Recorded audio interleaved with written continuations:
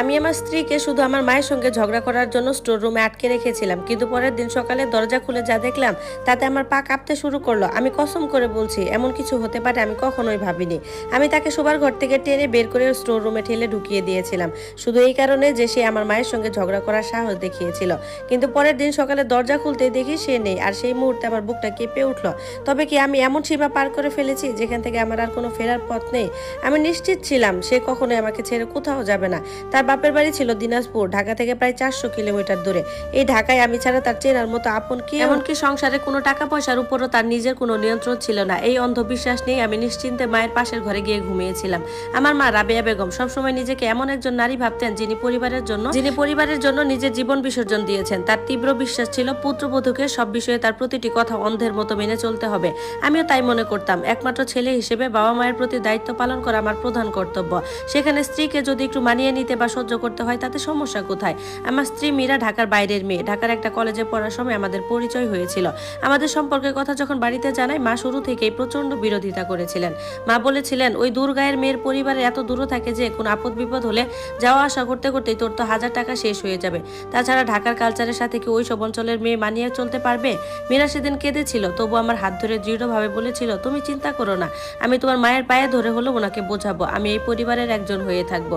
বছরে শুধু একবার নিজের বাবা মাকে দেখতে দিলেই চলবে আমার। শেষ পর্যন্ত অনেক অনুনয় বিনয়ের পর মা অনিচ্ছা সত্ত্বেও বিয়েতে রাজি হয়েছিলেন। কিন্তু বিয়ের পর যখনই আমি মীরা আর আমাদের ছোট ছেলেকে নিয়ে দিনাজপুর ওর বাবা মায়ের কাছে বেড়াতে যেতে চাইতাম, মা সবসময় কোনো না কোনো জটিল অজুহাত দাঁড় করিয়ে আমাদের যাওয়া আটকে দিতেন। আমাদের প্রথম সন্তান জন্ম নেওয়ার পর মীরা ধীরে ধীরে বদলে যেতে শুরু করলো। বাচ্চাকে কিভাবে বড় করা হবে তা নিয়ে প্রায় এই ঘরে অশান্তি হতো। আমি ভাবতাম মা তো অভিজ্ঞ, তিনি তার নাতির ভালোর কথাই ভাবছেন, তাই তার কথা শুনলে ক্ষতি কি? কিন্তু মীরা এবার আর সহজে মাথা নত করতে চাইতো না। কখনো বাচ্চাকে বাড়তি খাবার হিসেবে খিচুড়ি দেওয়া হবে নাকি ফর্মুলা দুধ, এমন সাধারণ বিষয় নিয়েও শাশুড়ি বউয়ের মধ্যে জেদ লেগে যেত। মা রেগে গিয়ে রান্নাঘরে স্টিলের ডিশ বা বাটি মেঝেতে ছুঁড়ে ফেলতেন। তারপর বুকে হাত দিয়ে সোফায় বসে পড়তেন। অভিযোগ করতেন যে মীরার অবাধ্যতার কারণে তার প্রেসার বেড়ে শরীর খারাপ হয়ে গেছে। সম্প্রতি আমরা যখন গ্রামের বাড়িতে একটা পারিবারিক অনুষ্ঠানে গিয়েছিলাম, পরিস্থিতি আরো ভয়ঙ্কর রূপ নিল। জার্নির ধকল সইতে না পেরে বাচ্চার প্রচন্ড জ্বর এলো। এমনকি রাতের দিকে জ্বরের ঘরে বাচ্চার খিঁচুনিও শুরু হলো। মা ডাক্তার ডাকার আগেই মীরার উপর চিৎকার করে উঠলেন, বললেন, শহরে পড়াশোনা করেছিস অথচ একটা বাচ্চার যত্ন কিভাবে নিতে হয় সেটা জানিস না? কেমন মা তুই? আমার নাতনিটাকে তো মেরেই ফেলবি। আমিও তখন মায়ের কথায় বিশ্বাস করলাম। আমার সব রাগ আর উৎকণ্ঠা গিয়ে পড়লো মীরার উপর। মীরা তখন ভয়ে আর ক্লান্তিতে কাঁপছিল, কিন্তু নিজের কান্না লুকানোর চেষ্টা করেও সে আর করছিল না। সেই রাতে মীরা এক মুহূর্তের জন্য চোখ বুঝেনি। সারা রাত জেগে বাচ্চার মাথায় জলপট্টি দিয়েছে, সেবা করেছে।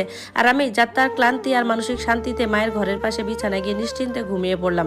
পরের সকালে ঢাকা থেকে হঠাৎ আমাদের কিছু দূর সম্পর্কের আত্মীয় এসে হাজির হলেন। মা মীরার হাতে একটা 500 টাকার নোট গুঁজে দিয়ে ড্রয়িং রুম থেকে হুকুম করলেন, যাও বাজার থেকে মেহমানদের জন্য ভালো মাছ আর দুপুরে রান্না বান্না সবজি কিনে নিয়ে আসো। আমি দরজার আড়াল থেকে দেখছিলাম মীরা ক্লান্তিতে ঠিক মতো দাঁড়াতেও পারছে না, তার চোখ দুটো লাল হয়ে আছে। আমি আমতা আমতা করে কিছু বলতে যাচ্ছিলাম, তখনই মা তপ্ত গলায় আত্মীয়দের সামনে বলে উঠলেন, আমি যদি এই বয়সে বাজারে যাই তাহলে লোকে তোমার নামে হাসবে বাবা। আমিও তো সারা রাত ঘুমাতে পারিনি। ও এই ঘরের বউ, মেহমানদারি আর রান্না করা ওরই দায়িত্ব। শরীর আর মনের দিক থেকে সম্পূর্ণ বিধ্বস্ত মীরা। এবার আর চুপ থাকলো না, সে সোজা